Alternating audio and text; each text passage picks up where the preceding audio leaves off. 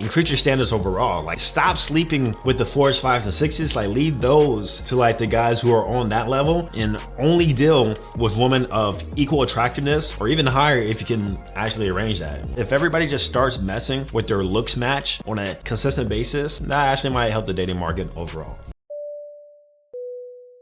I find videos like these very interesting, especially at my age, because I've been through my early 20s and 30s, and so I'm not necessarily chasing after a woman per se, not like I would have been in my early 20s or so.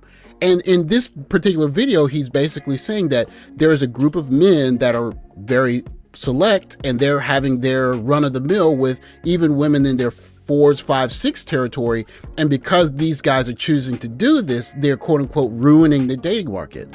But that leads to a better question, which I'll get to later. If you consider what he's saying, then you have to wonder, like, as a guy, where's the sophistication in the dating market and the mate pairing? Because if it's all about, I want to give this guy the best of me because he looks very good, where's the room for character? A lot of handsome guys that actually up the dating market, because what happens, right? When you become like at least a 7.5 or an 8, you'll start to have 4s, 5s, and 6s kind of chasing after you, right? So a lot of handsome guys will actually sleep with like these 4s, 5s, and 6s, but they will only date 7s and 8s, which is essentially what I'm saying. One of the things I think is frustrating for guys looking at the modern dating market through a logical lens is if all of these 4s, 5s, 6s, etc. are just looking for a good time with a guy that looks good, then when they decide to be with you, what kind of value are they going to bring into your life? This is one of the places where I think guys that are passport bros are kind of finding their advantage.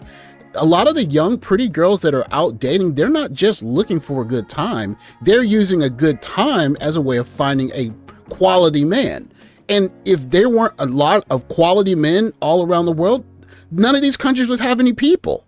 But there are countries that have millions, if not billions of people with ordinary men mating with ordinary women, creating families. In the last 10 years, the number of sexual partners that the average man has had has remained the same. However, over that time, according to the General Social Survey, the number of men under 30 who had no sex in the past year has tripled from 10% to nearly 30%. This means that one in three young men have absolutely zero presence in the sexual marketplace. This is a topic I find fascinating from a logical point of view because, of course, you can say, I want to be one of those guys that's getting all of the attention. But at the end of the day, especially as I get older, most guys, I would say, don't want a lot of attention from a lot of women.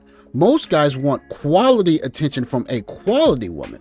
And if you're looking at this group of 4s through the 10s, all taking turns at just, I don't know, spending a night or two with a guy who's very select, very handsome, whatever, and he can't possibly really love them, maybe he could have a polygamous, polyamorous situation with 2 or 3 of them. But if he has dozens of women on his call sheet and he's just taking turns with them, he's just having a good time, and he just has a lot of women that want to be his woman, and none of them are.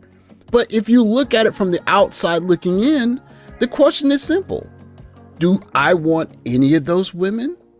Do I want to get myself together and take one of those women off of his hands?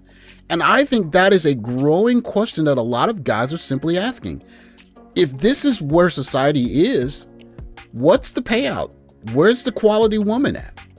On the other hand, only roughly 1 in 6 women in that age group reported the same thing. This creates a correspondence of roughly 5 women for every 4 men. And that assumes an even distribution across the remaining participants, which is absolutely not the case. The top performing men are not only having more sex with more women, they're having a lot more sex with a lot more women. So what does this mean? Well, if you put 2 and 2 together, it means that society is becoming increasingly polygamous. This is the comment I had bouncing around in my head that prompted me to speak on this. The future is going to be riddled with depressed single parents crawling in and out of each other's bed, never really finding anything other than superficial pleasure. And it's really interesting if you look at the way that we're dating now, where you just have a good time for the now and then you look for someone to support you when you've had your fun. It basically tells guys that you're not going to be in an emotionally close, supportive relationship for the most part, because most people aren't really looking for that anymore. They're looking for a good time. And if you're in a dating market and that's what you have to choose from, hey, why wouldn't you go overseas? Because at least in places overseas, women still understand. There are some guys that want to build a family, and if I give him what he wants, he'll take care of me. Something that seems to be forgotten in a culture of, I want to have a good time, and in the end of having a good time, I want someone to take care of me. There's just not a prize in that. And that's something I think more and more young guys are starting to understand. If people want to be more polyamorous, knock yourself out. If that's what you want to do, just don't call me later asking me to fix it. Thanks for watching. Like, subscribe, comment below. Catch you in the next video. Take care, guys.